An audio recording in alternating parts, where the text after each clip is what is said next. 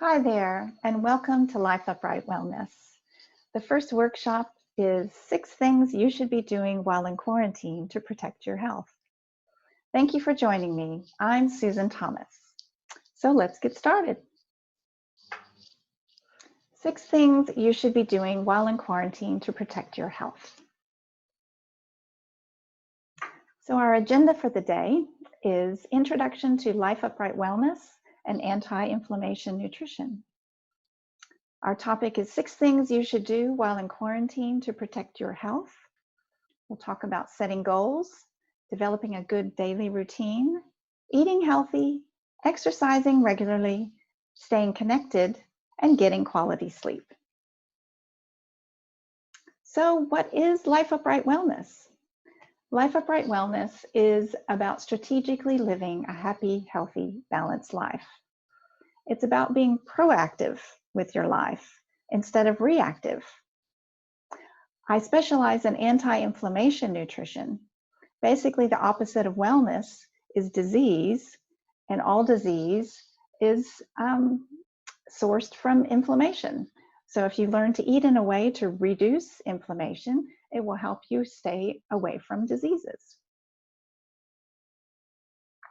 So they say a goal without a plan is just a wish.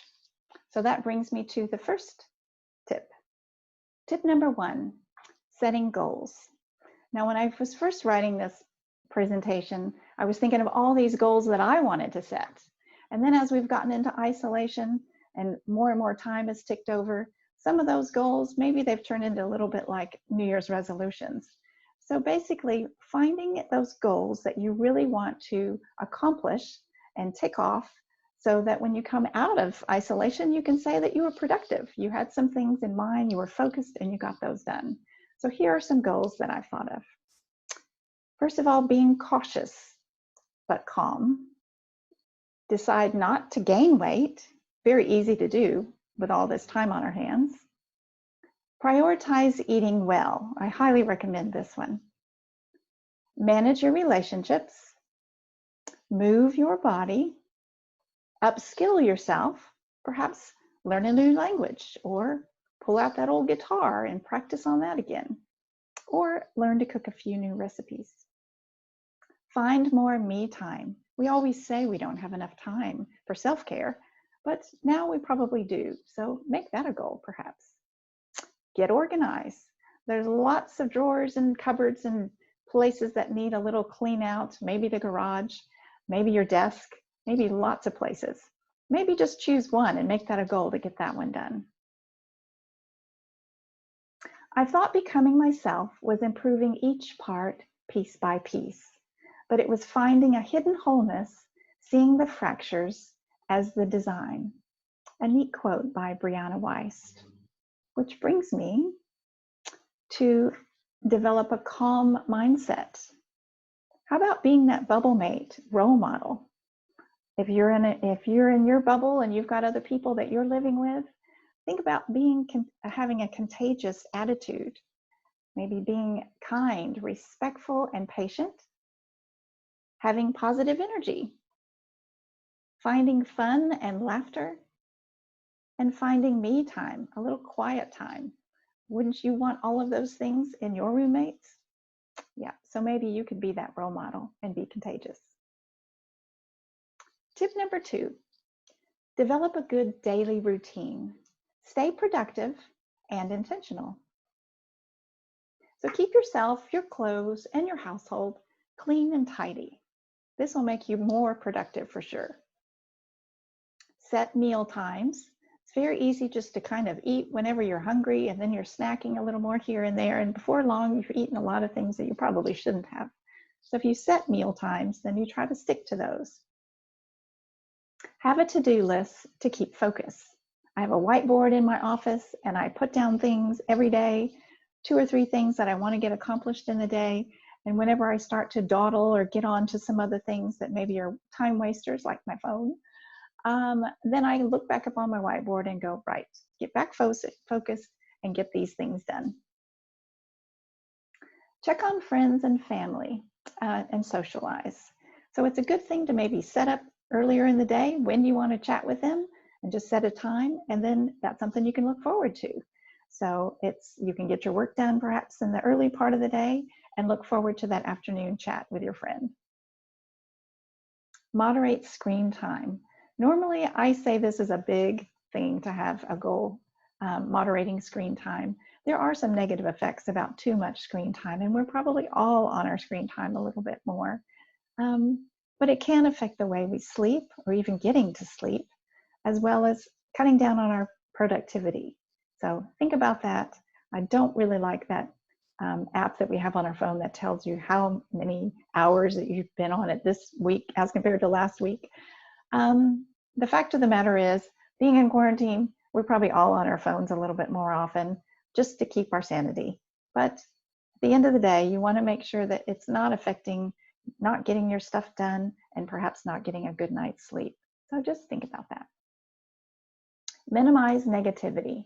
This is a big one. There's a lot of negative news on the TV, and if you were to watch that hour on hour on hour, it will really bring you down.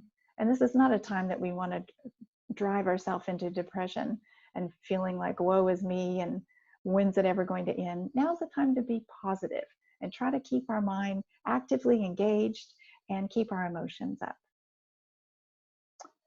Today was good, today was fun, tomorrow is another one. Well, you know, maybe that's not always the case. We may have those days that we're not feeling like today was good. Maybe we get those days that you feel down, you feel like, oh, I just wish the day could start all over. Well, you know, tomorrow's a new day. And so you can start the day off right by tip number 3, prioritize healthy eating. A lot of what we do when we're eating will make a difference with our blood sugar levels, which ultimately makes a difference in how we feel, how we view life, our energy levels, what we're focusing on, whether we're in a good mood or perhaps in a bad mood. So if you start your day with a good breakfast, that's the best way to start your day. I encourage people to eat within an hour of waking up, and that's to replenish their energy stores that have been depleted overnight while they're sleeping. There's a lot going on when we're sleeping.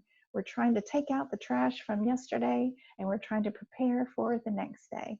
And so with all of that going on, our body's using up a lot of energy. So when we wake up, that is actually the time when our cortisol levels start to rise. So we want to make sure we have good, balanced blood sugars to start our day off right and to be able to manage and be productive with our day. So start your day with a good breakfast. Keep hydrated. It's really important to be drinking lots of fluids, a minimum of 8 cups a day, which is 2 liters a day.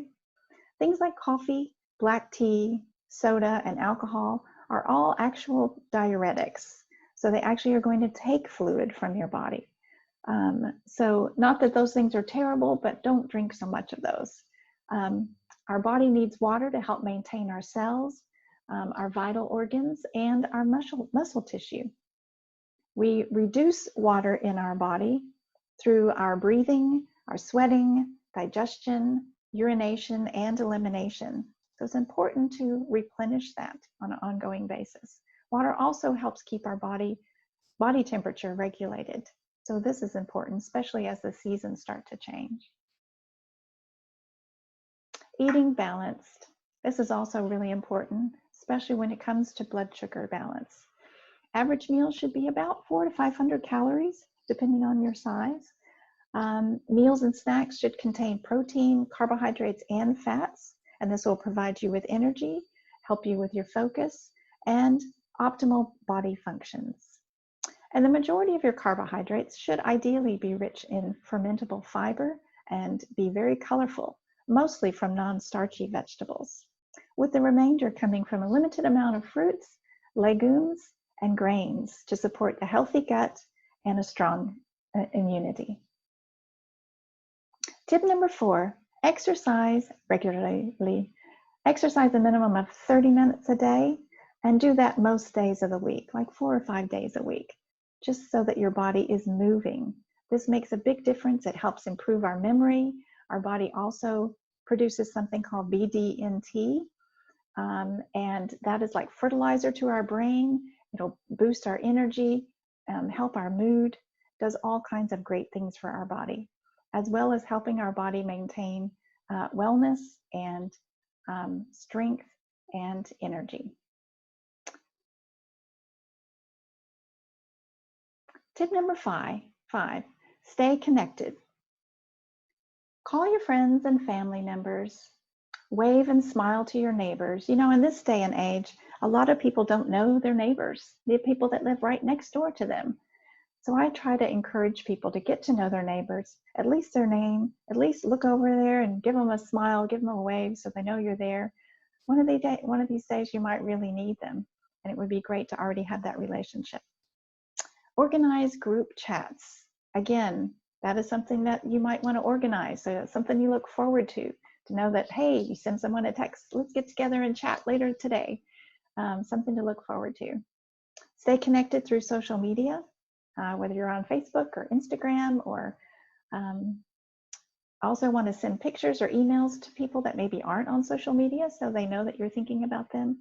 You might make their day, as well as you doing that will make you feel better too. Really important to stay connected. And tip number 6, get quality sleep. This is a big one because our body really needs to turn over the cells from the day before and basically take out the trash through our lymphatic system and prepare us for the next day. This is extremely important for our health and well-being. So have a good sleep routine and environment and aim for 8 hours. So year 2020, boy, we didn't think it was going to start off like this with dealing with the coronavirus. But let's have a plan going forward. Let's set goals. Let's develop a daily routine. Let's eat healthy and exercise regularly and get quality sleep and stay connected. These will all do wonders to help protect your health. That's all for today. So again, I'm Susan Thomas. I'm a nutrition and wellness consultant. Many of you know me from NextGen, and my tagline is personalized wellness integrated with your busy life. Right now I'm running a special where I can do a nutrition analysis on a 3 or 4 day food diary that you send, and I can help find any nutritional gaps that you might have to help you with your wellness. I also am going to do more online wellness workshops, and you can find out more on www.lifeupright.com under wellness workshops. You can also follow me on social media. I'm on Facebook, Instagram, and Twitter under the name LifeUpright. Thank you for joining me today, and until next time, see ya.